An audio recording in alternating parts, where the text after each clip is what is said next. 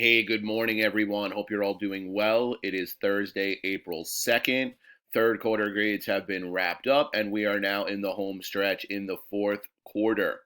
Our next unit is going to be the Roaring 20s into the Great Depression.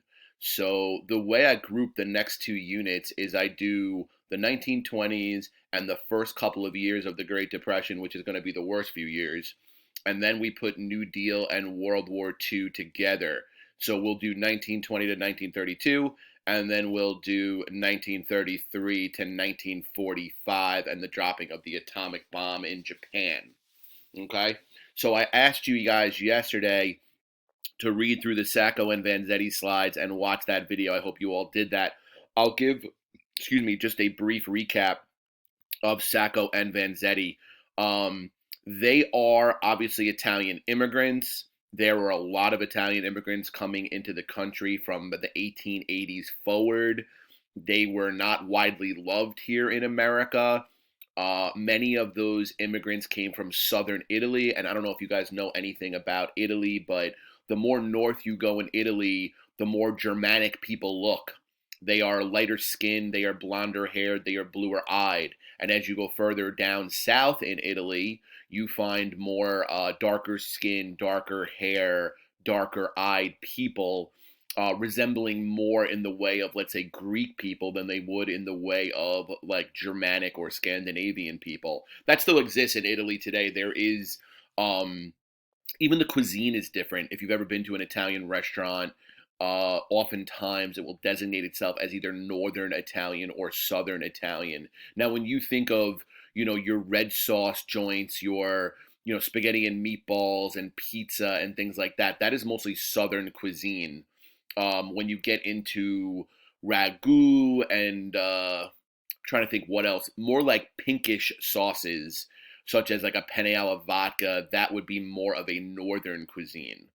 Okay? Now, I don't know why I'm talking about Italian food, but I digress. So Sacco and Vanzetti, they come here. They are working in very difficult industries, working with their hands, working to the bone, very downtrodden lifestyles. They are anarchists. They believe that government is evil.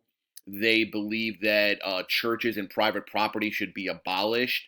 They are definitely more on the socialist side of things. May of 1920, we're in the height of the Red Scare. So if you remember the Red Scare from the last unit, there is a tremendous fear of communism and socialism in America as a result of the Russian Bolshevik Revolution, different socialist movements taking over all over the world. We're coming out of a world war, so Europe is ripe for revolution and change because they just went through a war and lots of things are destroyed and people's lives are, everybody's picking up the pieces. So they are going to be arrested for a robbery in South Braintree, Massachusetts, where a security guard is killed. They go to court. Now, circumstantial evidence, that basically means that there's a correlation between things, but it does not imply causation. So if you are in the vicinity of somebody that was murdered, that does not mean that you murdered that person. That means that you were in the vicinity of somebody that was murdered. If there's an eyewitness account or a video of you murdering that person, that would be direct primary evidence. But these two wind up being in the vicinity of a murdered security guard. And because they are Italian and because there is a big pushback against immigration and socialism, they are fingered for the crime. Now, neither fingerprints or stolen money was linked to either of them in the case. They both claimed that they were being charged because they were Italian and radical, but they did not commit this crime. The court case becomes a big sensation outside of the United States and within the Italian American community because they see it as persecution simply because their name ended in a vowel and not because they actually had them on any kind of real evidence. They wind up getting executed. They become martyrs. The press is going to pick it up and go crazy with it. And it's basically it's like the O.J. Simpson trial of the time. Let's see. Okay, I think that's it. Here's a picture of them. Now let's talk about the 1920s. The jazz age, the roaring 20s, the flappers, the speakeasies, a soaring stock market fueled by easy credit and get rich quick outlook. Society is going to really start to mimic modern day society more. In terms of the pace of social and cultural change is going to increase more rapidly. Time of revolution against moral rules. This is going to largely take place in cities, and this is going to be a golden age for cities and not so much for the rural areas of the country. The rural areas of the country are going to see an economic downturn almost throughout the 1920s, whereas the cities are really going to be where the population is, where the excitement is, where the culture is. Factories are going to ramp up production, making consumer goods, national advertising, which we talked about a little bit during World War I in their propaganda campaigns. The idea that you can change a person's mind to either buy a different product or buy more product or for the first time buy a product is going to really start to grow and ring true. Now, we will have conservative Republican presidents during this time period, Calvin Coolidge and then Herbert Hoover. We'll have the radio and movies spreading mass culture around, and you're really going to see this theme of culture becoming more homogenized, meaning similar. So Babe Ruth is hitting home runs in the Bronx for the Yankees in the 1920s, but people in Chicago and Los Angeles are listening to the broadcast.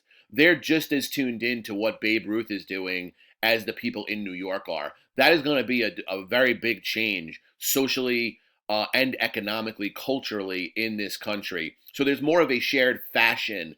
There's more of a shared love of a movie, of a book, of an opera singer, of a jazz performer, of an athlete. Okay? Not all Americans are going to be happy with this. We're going to start to see division lines, urban versus rural, traditional versus modern Christians, those making money off consumer culture versus those who were not. Money is going to be a big theme of this unit. Now, we're going to see an economic slowdown after World War I until 1922, simply because you ramp up production for the war ends, production slows, that's going to cost jobs, which is going to push a slowdown of the economic system. It's to be expected after any war or any crisis where you have to ramp up production. Okay, but it's going to quickly pick up again, and the car is really going to be the backbone of economic growth. So in the 19th century, which is the 1800s, if you remember, the earliest factories, the crown jewel of the industrial system was textile factories, those who made clothes. They had the best technology, they could produce the fastest and therefore the cheapest, and clothes are really going to proliferate out there into American society. By the early 1900s, it's all about auto production. Okay? 19. Listen to this number. In 1929, half of American families owned a car. That figure is not reached in England until 1980.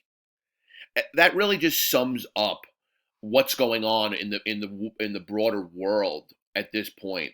Europe is decimated. England's been the power for centuries. We are now the power, okay? And the car is going to be what pushes us to the forefront.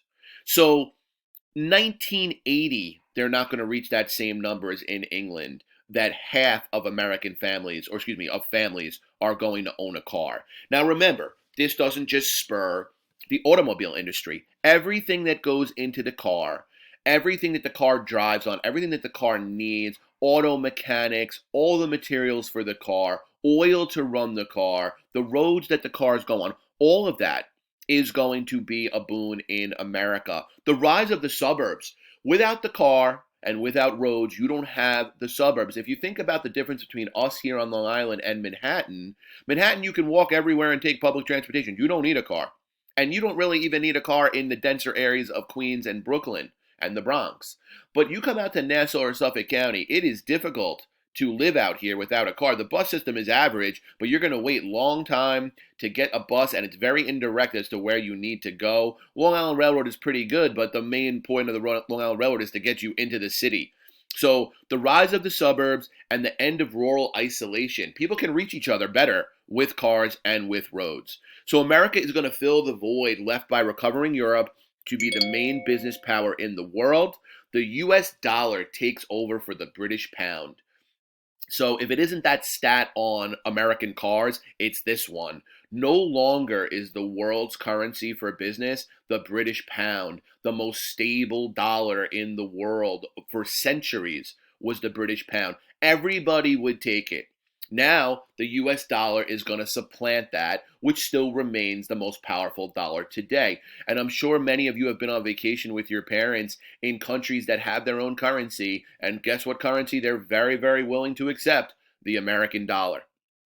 US companies are going to produce 85% of the world's cars and 40% of the world's manufactured goods. We are a full industrial, mature economy with opportunity, with money, with rising social mobility, and a growing middle class. Now, this new society, we're going to have lots of different things to sell and lots of people that are going to step up to advertise it and to sell it. So salesmen and advertisers learned how to satisfy psychological desires and everyday needs. Think about a salesman. You don't take no for an answer. You know what your customers need, and your customers need your product. The idea of door-to-door salesmen knocking on the doors while dad's at work and mom's at home and selling things like telephones and vacuums and washing machines and refrigerators, that is going to be the new way of conducting business. Department stores, mail order catalogs like Sears.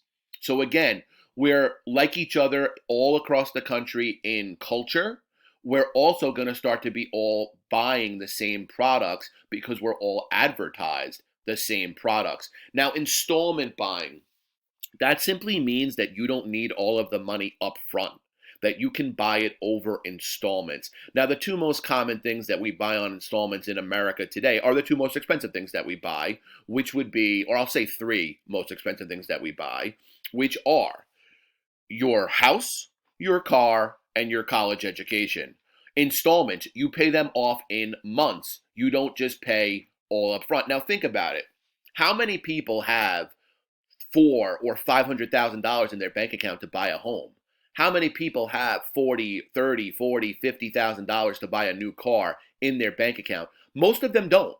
And if they did, why would they want to give all their money up front if they could buy it over time at a low interest rate? It makes sense for the producers and the sellers of things because they can sell more of it.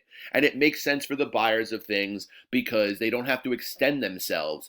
If you can pay off your house in monthly installments, now you have money to go on vacation. You have money to buy all of the different consumer-oriented goods for the house and whatever else that you might want. As a result, the standard of living is going to go up exponentially for a wider swath of people than it did during the Gilded Age. It's not just going to be about the richest or the luckiest getting even more wealthy. The wealth is going to be more spread out because the cost of everyday things is going to go down. Boosted by Prohibition, Coca-Cola is going to become a symbol of American life, not just where they make Coca-Cola in that city or in that area, but all across the country.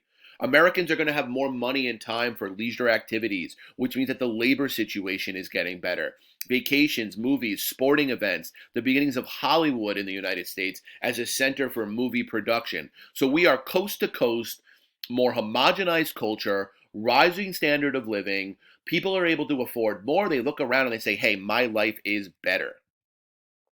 New inventions, the radio and the phonographs, bring mass entertainment into Americans' living rooms. The number of radios in 1923 is 193,000, goes up to 5 million by 1929, creating a new celebrity culture. We had a very, very sparse celebrity culture in America, mostly military heroes, some political heroes, some folklore heroes. But now we're going to be looking at new heroes, film like Charlie Chaplin, opera Enrico Caruso, baseball Babe Ruth. Charles Lindbergh, with his first solo transatlantic flight, is going to become a national celebrity. So every kid in America, every boy in America knew that Babe Ruth hit a home run last night. Every lover of music in America listened to Enrico Caruso's operas on the radio. Now they could go and talk about it, write about it, think about it. We have a more shared culture. So please watch through these different videos of these three men. And then check out these next few slides Babe Ruth advertising Red Rock Cola, Lucky Strike cigarettes, Wrigley's gum, Sears,